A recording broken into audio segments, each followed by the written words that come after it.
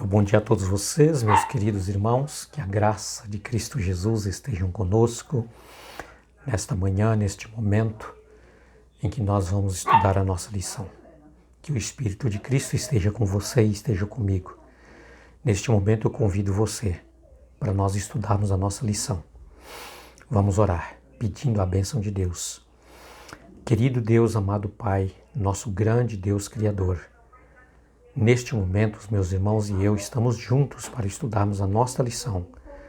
Estamos na sala da esperança para ouvir a voz do Espírito Santo falar conosco.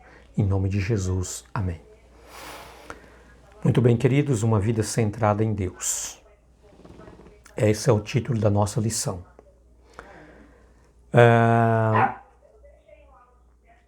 Em uma era de consumismo, quando os valores seculares tornaram o eu o centro, o apelo do céu é que deixemos a tirania do egocentrismo e a escravidão da vanglória e tornemos Deus o centro de nossa vida.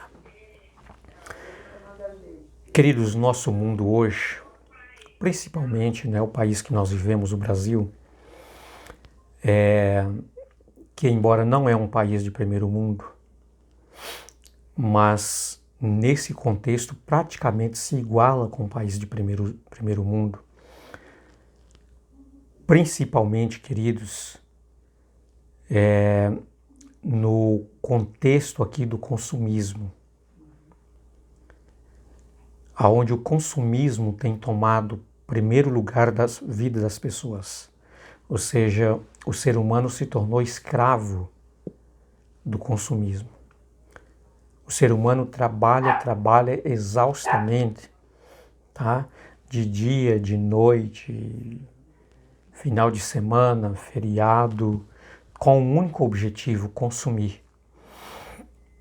Consumir, comprar, até mesmo aquilo que não tem tanta necessidade, né? Simplesmente para satisfazer o seu desejo de estar comprando, consumindo. Aqui a palavra de Deus, por exemplo, em Mateus capítulo 6, 33, Colossenses 3, verso de 1 e 2, Hebreus 12, verso de 1 e 2, vem nos aconselhando, queridos, que nós devemos buscar o reino de Deus em primeiro lugar e a sua justiça, e as outras coisas fiquem em segundo plano, serão acrescentadas. Só que as pessoas têm feito o inverso. Busca primeiro o materialismo, buscam primeiro satisfazer os seus desejos carnais, materiais, para depois, se der tempo, buscar a Deus. Infelizmente, esse tempo nunca chega. Quando essa inversão é feita, esse tempo não chega. O tempo de Deus não existe. Entendeu? Você está sendo escravo do ecocentro de você mesmo, dos seus desejos, da sua vontade, e muitas vezes você não tem tempo para Deus. É por isso que a palavra de Deus diz que nós precisamos buscar a Deus em primeiro lugar. Tá? Aí o apóstolo São Paulo, lá na carta aos Hebreus, ele diz assim, queridos, que nós que temos uma nuvem de testemunha, livremos-nos de toda sorte do pecado e corramos com perseverança a carreira que nos está proposta. Entendeu? Pois é. Quem é essa nuvem de testemunha? São pessoas que estão à nossa volta. São pessoas da nossa vizinhança, são pessoas da nossa rua, são pessoas do mercado onde você costuma comprar, são pessoas do posto de gasolina onde você costuma abastecer, são pessoas da sua faculdade, da sua escola, são pessoas do seu trabalho. Estas pessoas são testemunhas. Elas estão de olho em você como cristão, estão de olho em mim. E muitas vezes o único evangelho que elas vão ter acesso é você e eu. Por isso que Paulo diz que nós somos uma carta aberta e lida para elas. Somos o evangelho para elas. Entendeu? Aí Paulo está dizendo aqui que nós devemos nos desvencilhar do pecado, separarmos do pecado, desvincularmos do pecado, distanciar do pecado, para que nós possamos, queridos, nos tornarmos o evangelho para estas pessoas. E aí Paulo diz assim, que nós devemos correr, sabe, com perseverança, diz ele, essa carreira que nós devemos correr, queridos, correr rumo à Canaã celestial que Deus colocou como nosso único propósito, deve ser o nosso propósito. Tá? Então, essa nossa carreira deve ser uma carreira espiritual, uma carreira voltada para o reino da glória, para o reino dos céus. Entendeu? Pois com isso aqui, queridos, não está dizendo que está errado quando você luta, quando você esforça, quando você trabalha, quando você faz uma segunda faculdade, faz um doutorado, um pós-doutorado, mestrado, quando você se esforça, quem sabe, para ser um presidente de uma grande empresa, quando você se esforça para você comprar algumas coisas, para você dar o melhor estudo para os seus filhos, a melhor educação. Não tem nada de errado sobre isso. Só que tudo isso deve estar no segundo plano. O primeiro plano deve ser Deus, deve ser Cristo, deve ser as promessas de Deus. Os nossos olhares espirituais devem estar voltados para o céu, assim como diz aqui em Colossenses 3, versos de 1 e 2, né? Diz assim, olha, se vocês foram ressuscitados em Cristo, pensai nas coisas lá do alto. Então, quando nós fomos batizados em nome do Pai, do Filho e do Espírito Santo, nós fomos sepultados para o pecado, para a vida velha, para os desejos carnais, para a natureza pecaminosa que nós temos. E agora nós ressuscitamos com Cristo Jesus para olharmos para a eternidade, para as coisas espirituais, olharmos para as promessas de Deus, aquilo que Ele tem preparado para nós. Entendeu? Por isso que Paulo diz, pensai nas coisas lá de cima e não nas coisas aqui dessa terra.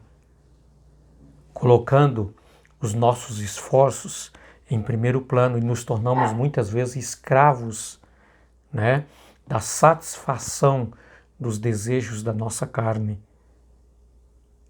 Quem sabe dos desejos do consumismo. Tem gente que o prazer dela é consumir, porque ela se tornou uma escrava daquilo. Tá? Ela tem, quem sabe, 10 pares de sapato na sua sapateira, que nem usa todos. Mas o prazer dela é comprar mais um outro, comprar mais um outro. Porque ela se tornou escrava do consumismo. Tá? Muitas vezes o guarda-roupa está cheio de roupa. Mas ela olha ali e diz assim, eu não tenho uma roupa para mim nessa festa, para mim nesse aniversário, para mim na igreja. Por quê? Porque muitas vezes, queridos, o que já tem não satisfaz o desejo. A pessoa se torna escrava do mais, do mais, do mais, do mais. É por isso que Paulo diz, pensai nas coisas lá de cima e não nas coisas aqui desta terra. As coisas que nós adquirimos aqui, que nós conquistamos aqui, queridos, é somente para o pouco tempo que nós estamos aqui. Depois tudo isso vai ficar. O apóstolo São Pedro diz, queridos, que o mundo e as coisas, isso é importante, hein? Porque coisas não vão subir para o céu, nós não vamos levar daqui para lá. E nem vamos levar quando a gente também for para o sepulcro descansar. Coisas vão ficar aqui. E Pedro diz que esse mundo e as coisas que nele há serão queimados, derretidos, destruídos, se desfarão. E nós não podemos estarmos ligados com coisas, mas ligados com Cristo. Olhar para cima, tá? Há uma grande luta, uma grande batalha, um grande conflito, queridos, entre o bem e o mal para controlar os nossos pensamentos. O apóstolo Paulo nos advertiu: tenha entre vocês o mesmo modo de pensar de Cristo Jesus. Porque a mente, queridos, é uma cidade, uma cidadela do nosso ser. É a fonte de nossas ações. A palavra tem essa passagem, tem a mente de Cristo, significa permitir ou escolher. Permitir tomar decisão e escolher. Queridos, andar com Cristo, viver com Cristo, pensar como Cristo, agir como Cristo, fazer como Cristo. Esse poder está sobre mim e sobre você, para decidirmos. Porém, o inimigo das nossas almas, ele luta para ter controle sobre os nossos pensamentos, para que você e eu não tenham o poder da decisão, mas ele que decide, tornando o ser humano escravo. Por isso a palavra de Deus, ela nos liberta. Então, meus queridos, que Deus abençoe ricamente a você. Que o Espírito de Deus esteja guiando, conduzindo a sua vida, te ajudando, para que você possa fixar os seus olhos em Cristo Jesus. Pensar como Jesus. Decidir estar com Jesus e viver para sempre com Ele. É o meu desejo a você, que Deus te abençoe. Tenha um ótimo, abençoado dia. Que essa terça-feira seja uma bênção na sua vida. Fique com Deus e até a próxima lição. Você é o meu convidado para estudarmos uma lição maravilhosa que temos para amanhã, tá? E não esqueça de compartilhar esses vídeos com outras pessoas e ajudá-los elas também a se inscrever no nosso canal, na nossa sala e fazer parte desta família maravilhosa que estuda a lição. Desta maneira, queridos, nós estamos o quê? Compartilhando o Evangelho de Cristo, sendo testemunhas de Cristo para elas. Então ajude outras pessoas a fazer parte desta nossa família, desta nossa sala. Aqui nós estudamos a palavra de Deus e pela graça de Cristo, Ele enche o nosso coração de esperança. Um abraço a todos e até logo.